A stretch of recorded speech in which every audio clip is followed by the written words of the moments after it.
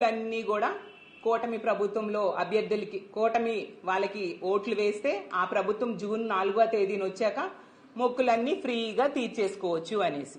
ఇప్పుడు వీళ్ళు పెట్టిన షరతుల్లో తీసుకుంటే తిరుపతికి no free, Srikalahasti no free, Srisailam no free bus, Vijayawada no free bus, Mantralayam no free bus.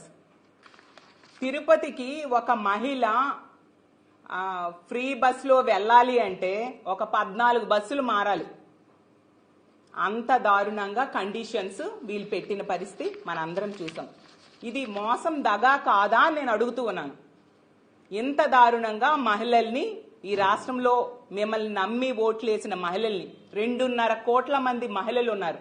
వాళ్ళని ఈ విధంగా మోసం చేయడం సమంజసమేనా చంద్రబాబు నాయుడు గారు, పవన్ కళ్యాణ్ గారు, కూటమిలో ఉన్న మంత్రులు అని నేను అడుగుతూ ఉన్నాను.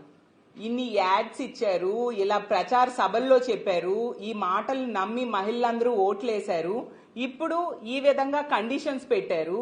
మహిళలు ఏ విధంగా ఫ్రీ బస్ ద్వారా వాళ్ళ మొక్కులు తీర్చుకుంటారు అని మేము అడుగుతూ ఉన్నాము.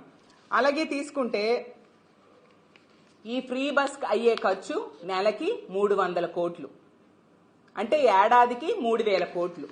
ఈ రోజు చంద్రబాబు నాయుడు గారు, పవన్ కళ్యాణ్ గారు, లోకేష్ గారు స్పెషల్ ఫ్లైట్స్ లో తిరుగుతున్నారు. దానికి ఎంత ఖర్చు అవుతుంది?